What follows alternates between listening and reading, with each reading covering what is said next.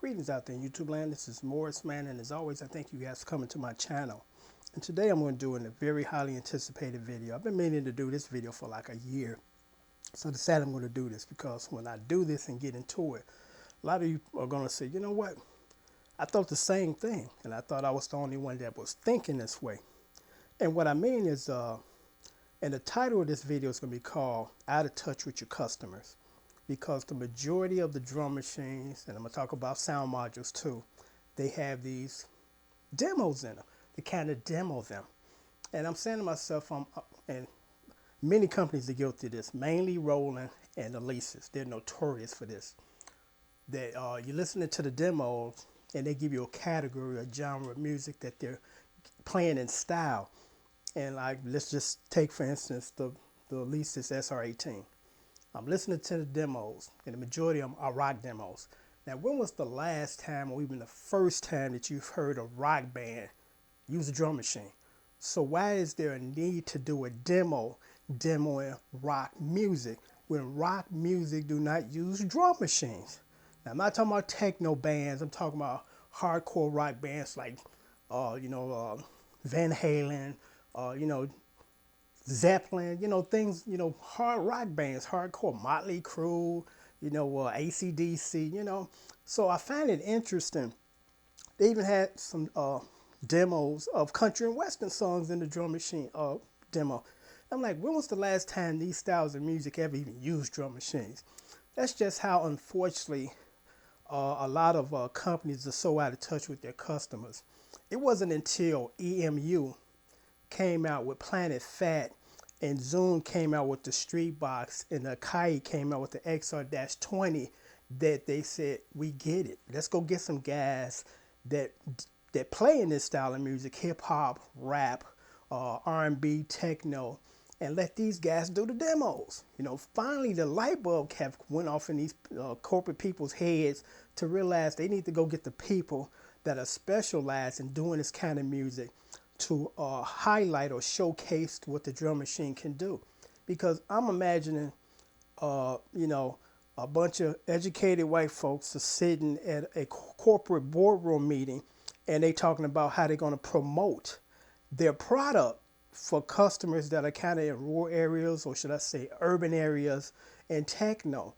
Instead of going out and getting a guy from the streets that can hook up some nice beats and say, whoa, when the customers listen to us, say, this is the kind of music I'm trying to do. And instead they go get these Juilliard's, Berkeley music graduates with degrees to put together these songs, because I'm listening at the modules, and a lot of modules got a bunch of jazz fusion demos. I'm like, jazz guys don't use this stuff. So why are there demos showcasing this style of music that's not even used for this type of a device? So it's just interesting how out of touch some of these companies are, that they put out a product and the demo to highlight or showcase the product doesn't reflect the audience and the customers that pay for the product. Because like I said, just finally, EMU and Zoom and a couple of other now, these companies, they're getting guys to specialize in techno, R&B, hip hop, and they're putting together some really fantastic demos for these products. But I just find it interesting that, I get a module that's a couple of years old, and the majority of the demos are jazz fusion or rock. Like I said, even country and western. And these styles of music don't even use these types of products. So I just want to do this video because it's been kind of waiting on me for years. I mean, I've kind of discovered that at least 15 years ago.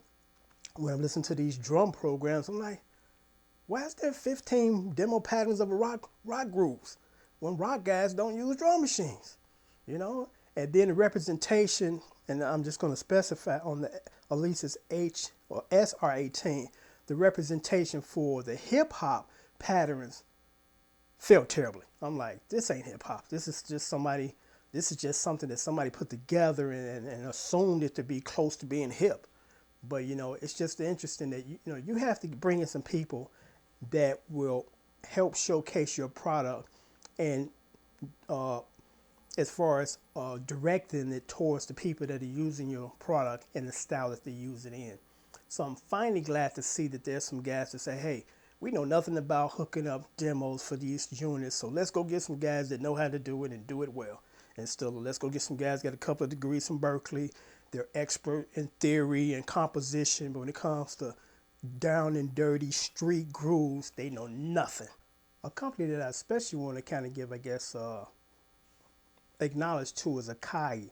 And the drum machine, the Akai XR-20, they got it right. I mean, they got about maybe 70 presets in there, and I would say every single preset is the type of preset that reflects the type of style of music that you would use using this drum machine.